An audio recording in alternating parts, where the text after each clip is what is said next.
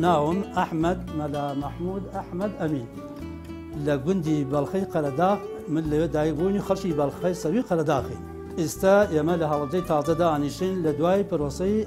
انتفاضه وانفاله وإتل يما لها وجه تازه دانشون لها وجه تازه إساتي لدواي بروسي انفال يما كاتنة أمشار الزورة بإشكار مشغول بوي بلا مثل ما ويك بكتب كان إمام مصطفى فاتح زور يعني بكتب كان إمام مصطفى علي بابي يعني معجب فيك وحزكم بالله أمانة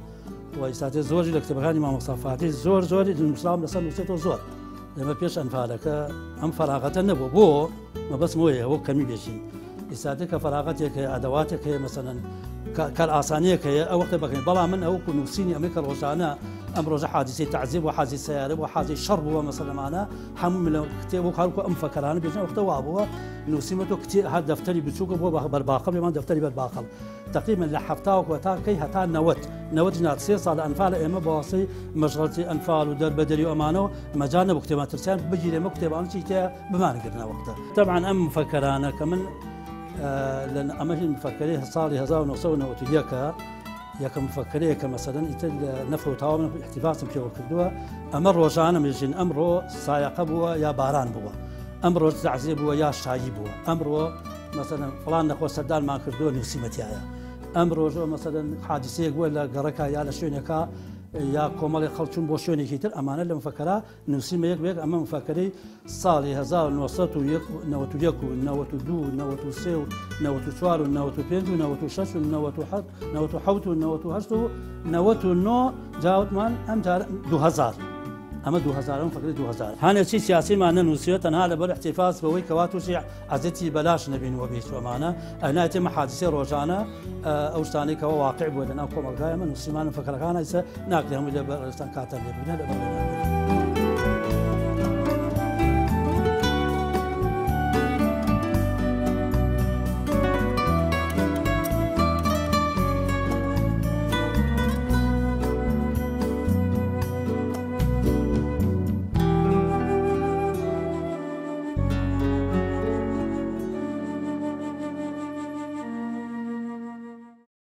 أما فكرانك كم نسمة الروشانة حادثة كام تان نسيوا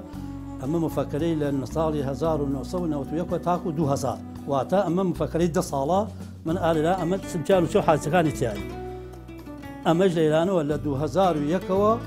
تاكو 2000 وده أما أم حادثانة يتل هي هر شو فصلك كواتشيب ولا هاي الإنسان معنا لم فكرها هي ل 2000 وقتا 2000 وده أماش ل 2002 تاخذ 2007 بمشيوها أما هي أم حوصالة كواتا أما مفكري بصحة وصالة كمان نوسيني روجانا تالوسي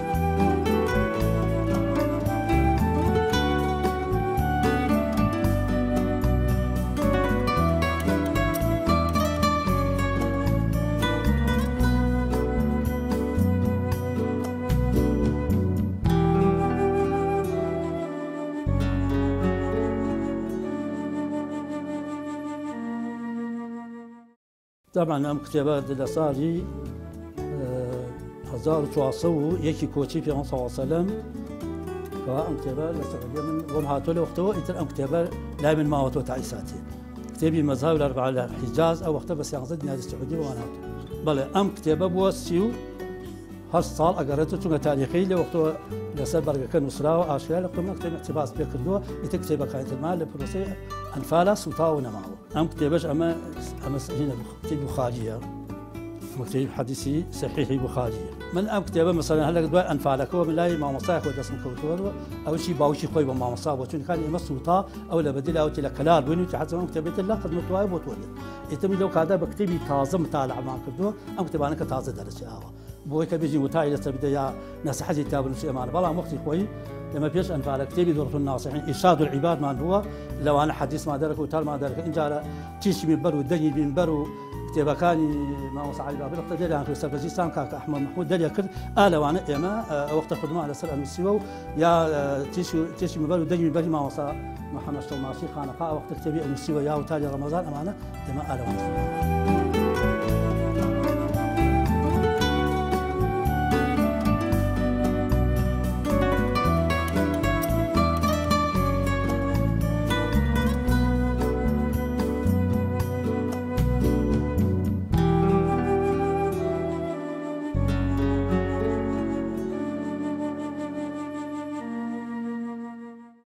ئەم ساعاتە لە ساڵی لە مانگی 1960 لە سلێمانی لە دوکانی سەعاتی حاجی مەلا شەریف ئەو وەختە ئەو مەشروبە سەعاتی سویسی بۆ کە وەرسندی لۆکس بە ناوی وەرسندی لۆکس ئەم سەعاتە ئەو وەختەی پیاوێک ناوی حەمەمین بوویەمە لە خۆشەویستی ئەوەی کەوا شیری بەلای شیری دایکم و حەمەمینە بووە ئاهاتە باڵخە لە وێنێ منە ماڵە لەخۆ دووری لە سلێمانی ئەو وەختە من لەبیرمە 3 دینار و ڕوبعێکی سەوز ئەو وەختە ڕوبعی سەوز بوو کاغەز و 3 دینار ڕوبعێکم دایوتیان سەعات یا بە 3 دینارە یا بە 3 و نێوت مەگە زیاتری کرد چووە سەر پارەکە من نەچووە ئەمە بدە سەعاتێ ئەو 3 دینار و ڕوبعەکەی بر لە سلێمانی لای حاجی مەلا شەریف لە سلێمانی بە 3 دینار و 120 ئەم سەعاتەی بۆ کڕین 120 فرسی ئەو وەختەی بۆ هاوردمەوە 44 ساڵ لە دەستما بۆ منیم ئەمە چی ئەم سەعاتە کارێکی تر ئێمە لە سێوسێنان بووین لە سێوسێنان تەعوان میوانی سێوسێنان لە کاتە بۆ عەرزم 11 ساڵ لەوێنە بە مەکینە ئەڕۆیشین بۆ قەرداغ و سلێمانی سیارە نەبوو جادەی قیل نەبوو ئەچین دا من عادەتێکی مابووە لە هەر شوێنە دەرچوومایە تەماشای سەعات و سەعاتەنە لەم شوێنە دەرەچم بچوومایەتە ئەو شوێنت کە بۆیەتم تەماشای سەعاتان بەچەنە گەیشتی حەزم کرد زەمەنی بزانم بەچەند سەعات دەڕۆیت ئەم شوێنە ئەبڕ ئەمە عادەتم بوو لە سێوسێنان دەرچوین سەعات حەوتی بانی لە بیرمە تەماشای سەعات و سەعات حەوت هەتا چوینە گومەزی ئەم ناحی قەراغزە پێڵەن قەزا ئیسەوەتە قەزا تەماشان بزان بەچەنە گەیشین تەڕام سەعاتەکەم پێ نەما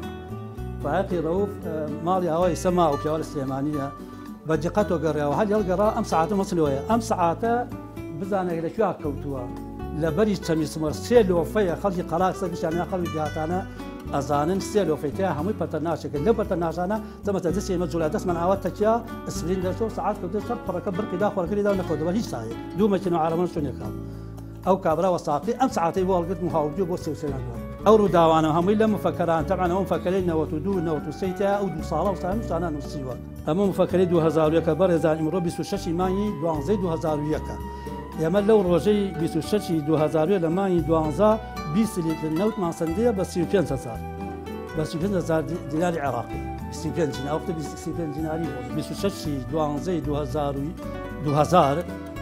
کە هەر 26 مانگی 12 2000 نەکرا بە جژن لەبەر خاتر ئەوەی سابت نەبوو مانگ و نەبووە جەژنی ڕەمەزان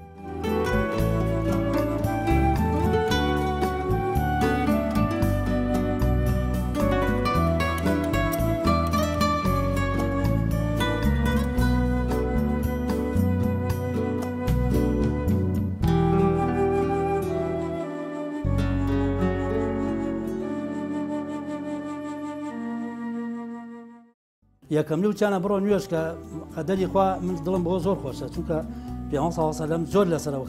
کە شەی مەعلا هەزار خوا نوێژ واجب بووە یەکەم نوێژی لیوەڕۆی کردووە من بۆ ئەوە نەبیژێ ئەوە بزانم ئەمە من نەزانیوە لە دوای سێری پێغەمبەر صلی الله علیه و سلم تەماشا کردووە کە پێغەمبەر صلی الله علیه و سلم یەکەم نوێژی لیوەڕۆی کردووە کە بەتایبەتی جا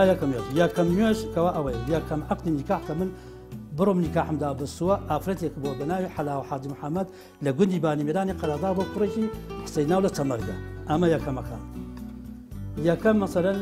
تەڵقین کە کردو مەوتیانێتە تۆ بڕۆ تەڵقینی خەڵک ئەو عادەت بووە تەقنسە قەدران بسەشار کرێت ئافرەتێک بووە دیاوانە و هۆمەرقڵا دوو دێبوون نزیجێک بوون لەوێ قەبرستانەوە یەکەم تەڵقین هی فاتمە نایەک و خێزانی حاجی ساڵحی گوندی دیاوانە لە هۆمەرقڵا مەریان تەسلیمە کرد ئەمە وەختە باوکم لە حیاتا بووە لەو کاتا ئەو لە ماڵە حازر نەبووە یەکەم پرۆسەی هاوسەرگیری لە 27 12 1970 بووە ئەم مانگی 12 کە بەیانی 27 12 1970 یەکەم مناخوا پێی بەخشین لە 4 نۆی 1975 ڕۆژی یەکشەمە بوو کەوا مانگی ڕەمەزان سوتەی مانگی ڕەمەزانیشی کردووە کەوا باوکم ناوی نا لوقمان ئەم لوقمانی حازرەیە باوکم خۆی ناوی نا لوقمان حەزم ناوی لوقمان و ناوی سورەتی لوقمان و یا لوقمانی حەکیم کە خوای گەورە سورەتی لەبارەی ئەوە دابەزانە بەناوی کەوا ئەو بانی دا بەگوێیە لە مانگی ڕەمەزان شاو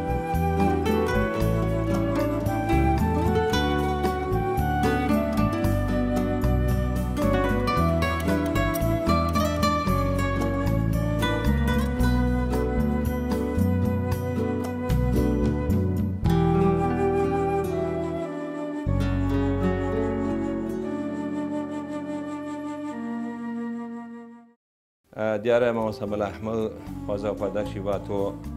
مامۆستاکی بەڕەز و ئێمەش لێوە نزیکین دیارە هەر بۆ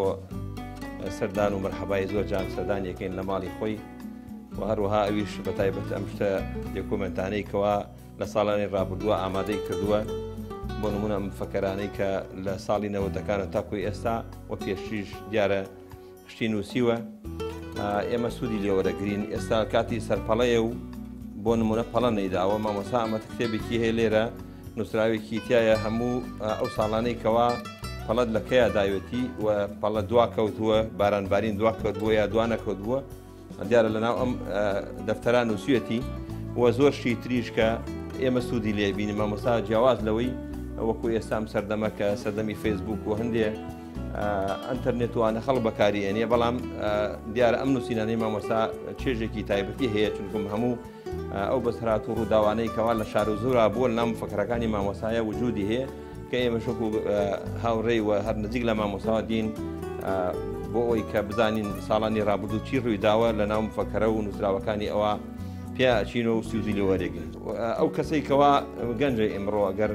ئەم فکرەی کە مامۆستا هەیەی و پێشتر بوویەتی ئەگەر لەمە دوای لە ناو گەنجانە ئەوە ڕوو بدا کە گەنجێک یادەوەریەکانی خۆی کە الحەمدلله خەڵکەیە ئێستا تەمەنی لەو مامۆستان نییە کە لەم قەزای شارە زۆرا خەڵکەیە بە هەمان شێوە تەمەنێکی گەنجی هەیە بەڵام ئەوەتە هەموو ئەو شتانەی کەوا ڕوو ئەدەن بە دیکۆمنتی بە تایبەتی کە ئێستا یا ساڵانی ڕابردوویش بە تەسویر یا بە دەنگ لایەتی کە ئێستا لە فەیسبوک یا لە شوێنێک بڵاوی ئەکاتەوە ئێمە معجەبین پێی چونکم ئەویش ئەرشیفی تقریبا 20 ساڵی لایە خەڵکێکی وایە ئەگەر خەڵک بەم شێوازە بێ و کاتە شتەکردی کۆمنتەکان هەمویان ئەمێنێنە و لە ناو ناچنوکە ئەتواننەوەکانی داهاتوو سوودی وەرگرن.